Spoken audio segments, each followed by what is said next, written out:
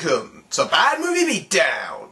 Eddie Murphy. I know I ragged on the guy already with my Pluto Nash review, but since the guy has made so much crap, can you really hold it against me to go after him a second time? Especially when he resurrected a dead franchise for the crows to pick the remaining flesh off of. I am of course talking about Beverly Hills Cop 3. You may remember from my Pluto Nash review the Eddie Murphy roller coaster. Remember how I said his career fell into decline in the early 90s? Well, this was his desperate attempt to bring him back to the top. After all, it made his name back in the mid-80s. I should mention that this movie was being toyed around with ever since Beverly Hills Cop 2 opened big back in 1987. The original plan was to have the sequel set in London. Yes, London.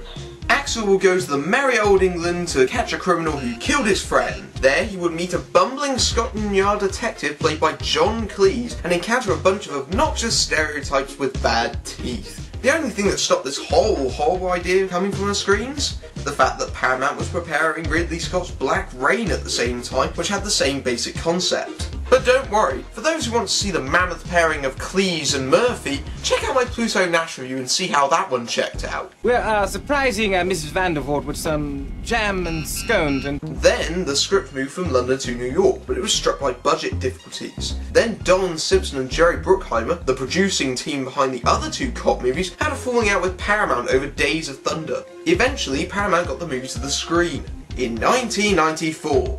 That's the movie's first real stumbling block. The Beverly Hills Cop movies were old. I mean, the last one was 7 years ago. Who do they expect to give a shit? That said, it did have some good talent at the helm. It was directed by the legendary John Landis. I mean, Trading Places and Coming to America, the movies he did with Murphy, are classics. Except the pair had a falling out and Murphy said some very nasty things, claiming he never wanted to work with them again. Not to mention Landis directed a crappy Sylvester Stallone comedy, but not the really crappy Stallone comedy. The writer looks good, it's Stephen E. DeSouza. He wrote the first two Die Hard movies. Those are my favourite action movies. What else did he do in 1994? He wrote and directed the Street Fighter movie. Of course! But not the really crappy Street Fighter movie. Combine this with the fact that the budget runs so out of control that Paramount actually had to shut down the production to keep their shit together, and you've got a recipe for a crushingly bland and disappointing movie. Almost makes me beg for London, Cop. Let's look at this thrilling opening that knows how to get you on the edge of your seat.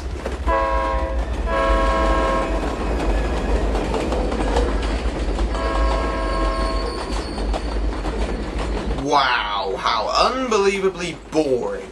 Is this supposed to be a Beverly Hills Cop movie? See, I seem to remember from the first movie that awesome montage of Detroit with the heat is on over the top.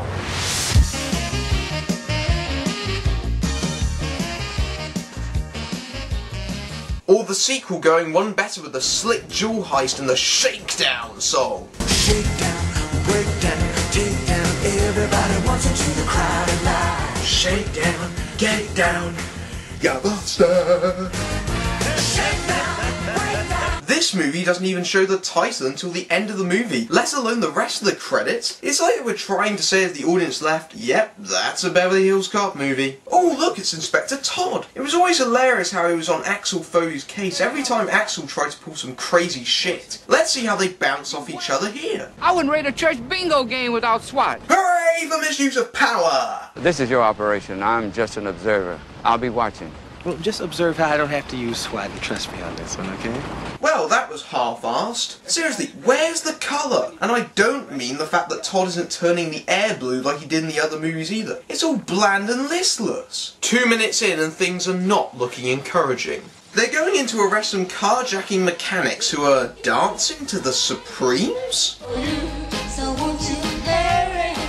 Come on, boy. Stop scared about me. Oh, good God, no.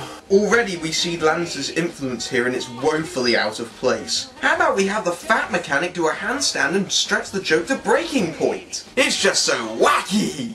They then let in a car with the bad guy of the movie, Ellis DeWald. It turns out they'd done a hijacking on his behalf. Yes! That wasn't overly dramatic or anything. The bad guys then proceed to kill everyone with machine guns as the fucking Supremes continues to blare away in the background, providing a nice awkward tonal gear shift. Thank f for that. Axel's team pulls up, apparently not hearing the huge amount of gunfire that was blasting a second ago. They have a rather rude awakening.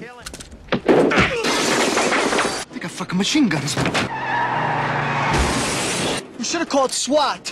Nurses get the defib, the Pud's line's dying out here. As Axel's bizarrely incompetent team trips over corpses, Todd spots the mayhem and gets involved too. So much for being an observer. But as Todd walks in, DeWald wakes up from the crash. Axel goes into cover, but arrives just in time to see... No! Fiddlesticks, I left the oven on. Axel, you're on a coffee break. Go get that son of a bitch. That's right, play a significant character death for laughs. Hey, boss. Hey, man. Hey! Ah, crumbs. DeWald and his cronies make an escape in the hijacked van, so Axel gets in a flash sports car and goes in pursuit. The car chase that follows is okay, but the car falling apart gag is something more out of the Blues Brothers than Beverly Hills Cop. Axel follows them into a tunnel. He better watch out! Frank Drebin might be in there! But the chase is soon broken up by some FBI agents. A killer's getting away now, okay? We know. You know what? We know. DeWald is part of a big case the FBI is involved in. The agents let Axel go and we cut to Todd's funeral. Are we supposed to take this seriously?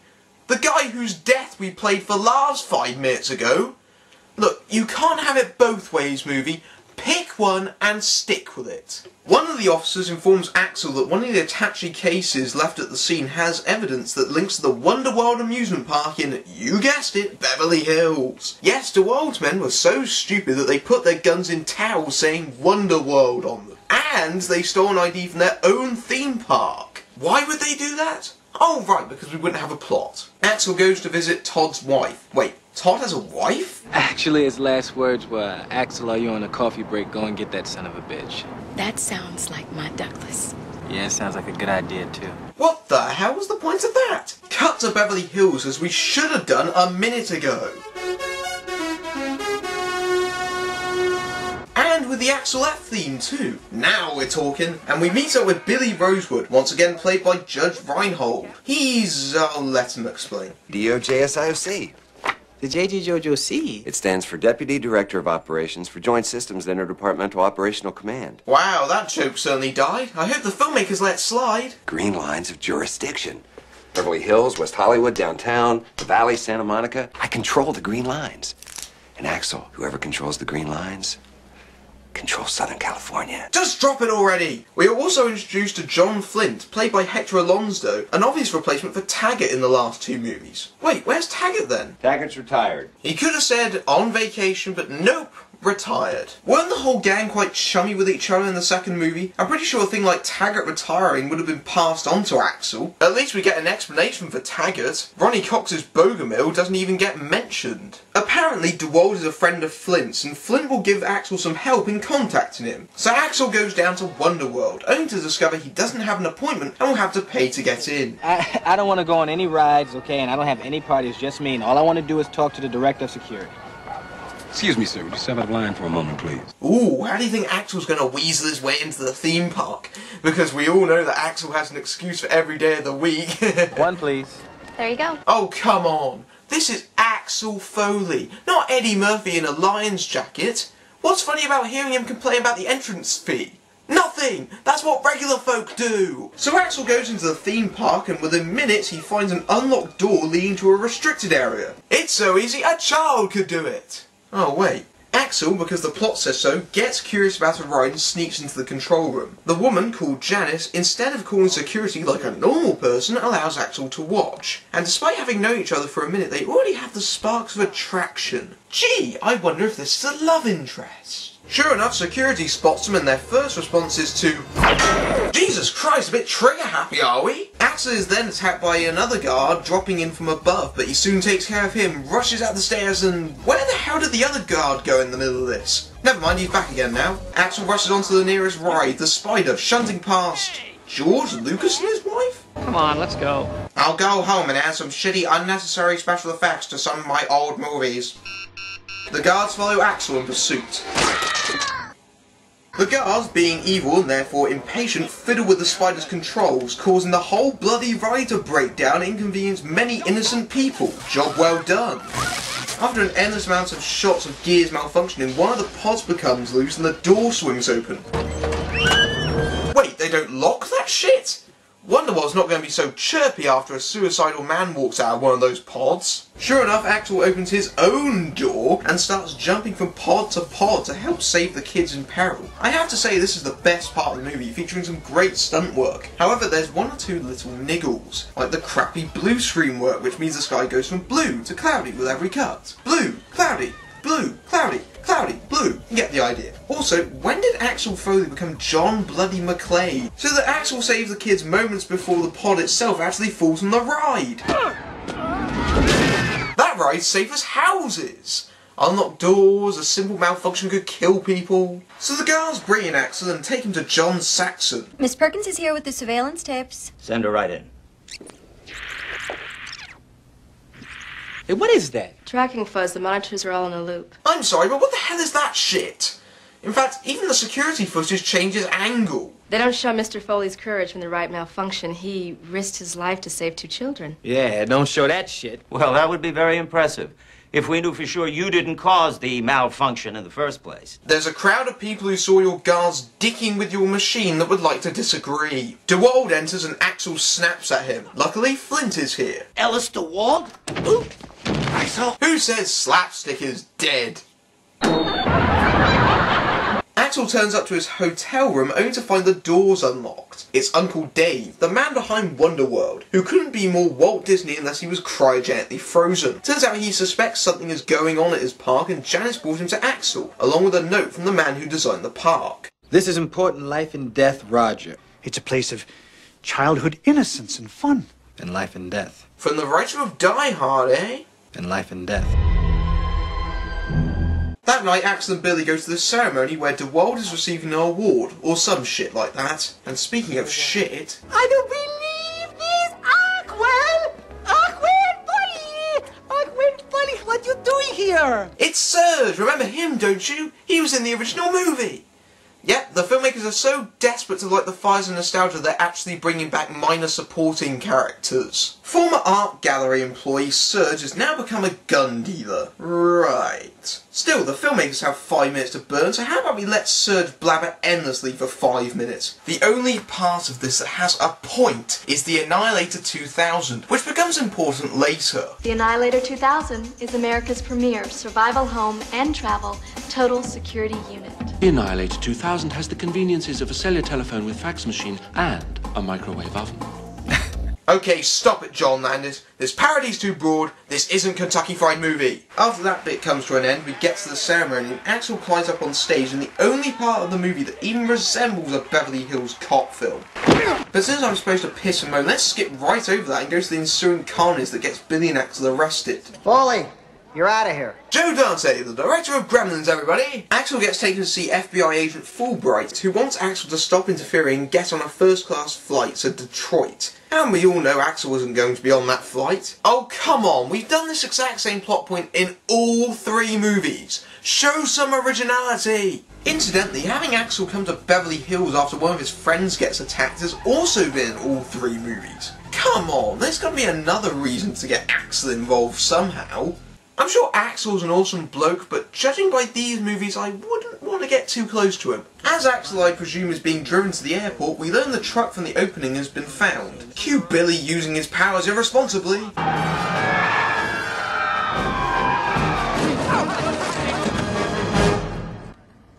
Yep, that was the punchline to the whole blah blah blah blah blah thing. And it went down as well as cement shoes in water. Luckily, the whole truck raid wasn't completely pointless as they find the corner of a $50 bill with no ink on it. I wonder what that could mean. The following day at Wonderworld, Axel sneaks into the park, this time dressing up as Okie Dokie the elephant. Okay, how does Axel keep getting into the park? I know Janice probably assisted, but wouldn't security be on high alert considering the whole spider thing was yesterday? Janice alerts him to an abandoned area of the park that might be the root of evil doing. But there's a moment of romance. We've only met 3 times, but because you're black, you must be the one. How long's it been closed? Too long. Oh, just nail it with your massive trunk already. Axel Axel goes to investigate and discovers a money laundering operation. But DeWald spots his reflection. Time for another inept action scene.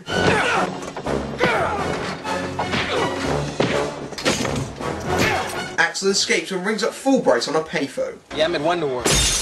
Who the f*** is shooting at Axel in the middle of a theme park? There are kids there! What did they miss? Oh, and what do they do if they actually hit him? Have a guy bleeding to death in the middle of the park? Axel ends up getting surrounded. I love how the guards flash their guns at him like they would use them in the middle of a crowded theme park. Oh wait. Axel, instead of simply lying down and get arrested, does one of the stupidest things I've seen in any movie and fires his gun off into the air in the middle of the park. Oh, and everyone hears it this time. Why does Axel do this? Because the plot says so, that's why. Not to mention we have a convenient cameraman that might as well be saying the words plot point. Fulbright shows up to investigate, but can you guess what happens when they go into the printing room? No, seriously, take a guess. Yep, they switched them. This movie is so predictable. So Axel is being taken to the airport yet again. Make sure he doesn't get on the plane. How are they going to do that exactly? And why would Axel be a problem if he's in Detroit?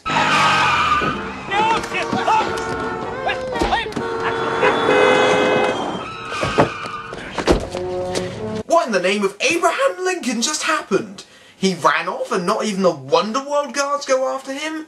Lame. That night, Axel meets up with Uncle Dave about the note from earlier. They soon come to realise that the note was written on the paper used to print money, but DeWald and his men followed Uncle Dave because Axel's suddenly an idiot who hadn't considered this possibility. DeWald snatches the note before staging a shooting of Uncle Dave to frame Axel. But Axel manages to take out DeWald and his men. Now would be a good time to knock out DeWald and with his henchmen unarmed, put him in the car. Does Foley do this? Nope. Instead, he puts DeWald on the car and...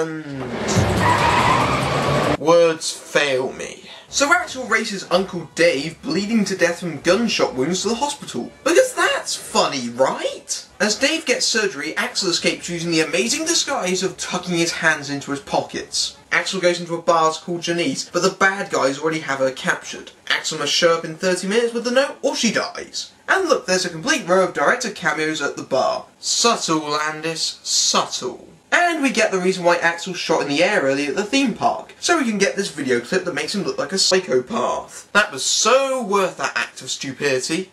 Not. Axel takes the car and heads over to Surge, but finds things have been packed up. Luckily, there's a floor model of the Annihilator 2000 that Axel can use. Axel alerts Billy that he's going to Wonderworld. Why the hell are the cops at the window? So Axel goes to DeWald to negotiate. He blinds them with a stunner that Surge gave him and a fight ensues just as Billy arrives. And because the writer couldn't figure out what to do with Janice and Billy, locks them in their chamber for a bit.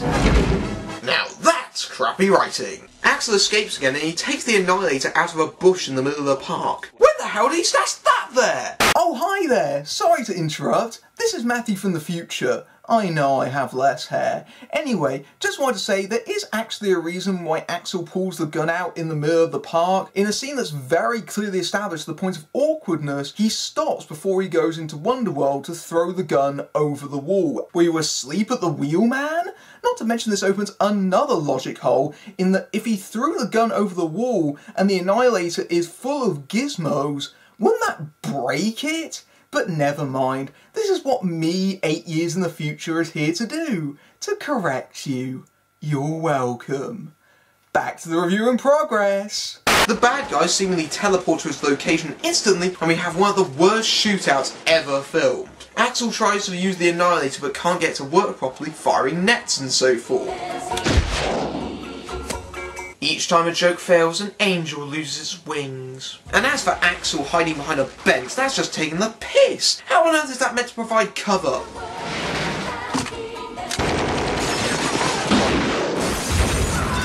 Eventually, Axel offs the bad guys, and after serving its hilarious purpose, Axel just leaves the Annihilator behind the bench, swapping for one of the dead guards' guns. At least we don't have any more tiresome gags about that gun anymore. Axel goes into alien attack from earlier and dispatches some more bad guys by activating the ride. Attention, this is a red alert. Oh, come on, a blind man could hit him. He ran up those stairs. They don't fire when they have clear shots, they miss when they do, and they can't actually tell a corpse from a human being. Where the hell did these guys train? Axel goes into the printing room and starts fiddling with the money before going off into a ride. Meanwhile, Billy does what he should have done 10 minutes ago and whack open the glass with a chair. Well, duh! Meanwhile, John Saxon discovers some funny money. Holy crap! A funny moment! Wait, how did Axel take a picture of him? Oh, never mind. Then John Saxon gets shot by someone in a shocking plot twist. Take a wild guess as to who this might be. No prizes for winning. Elsewhere, Billy gets into a spot of bother.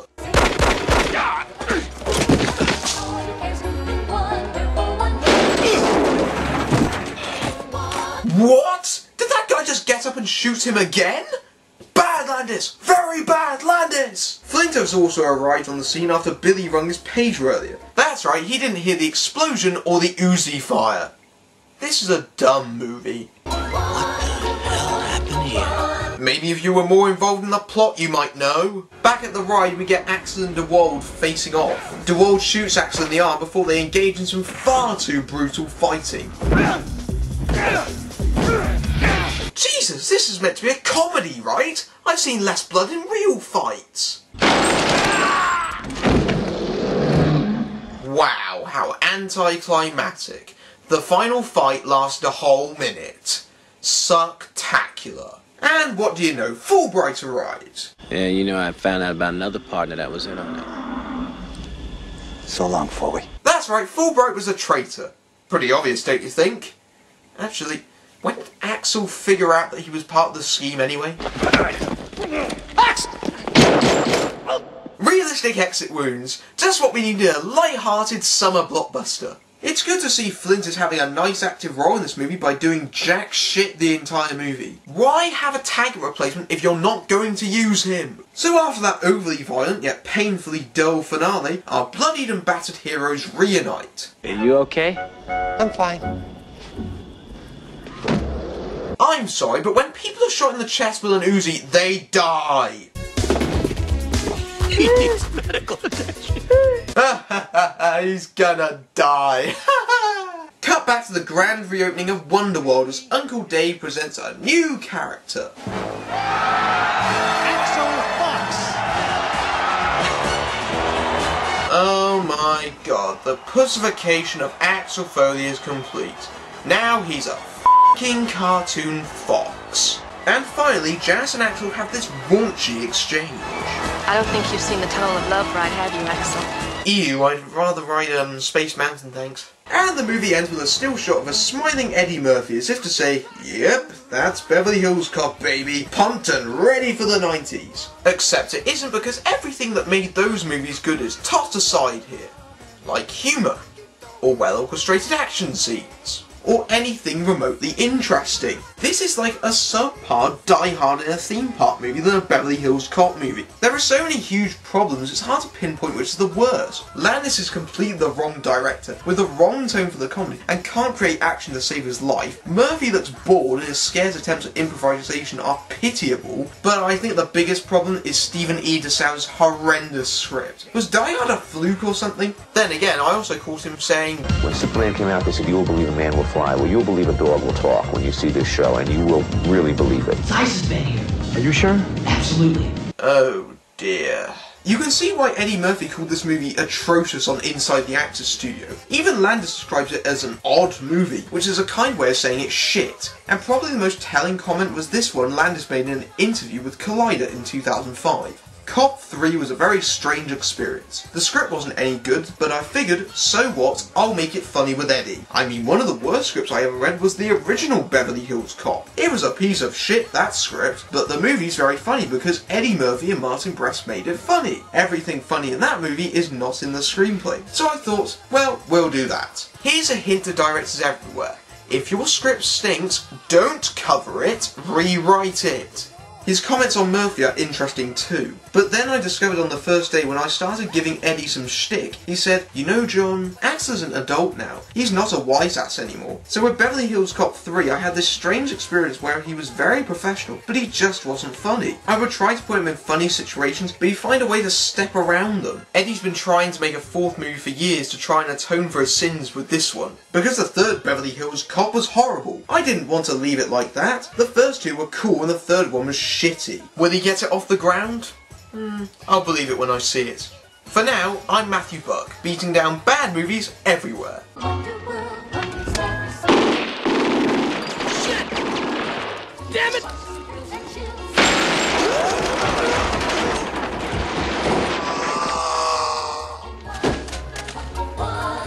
Turn that fucking song on!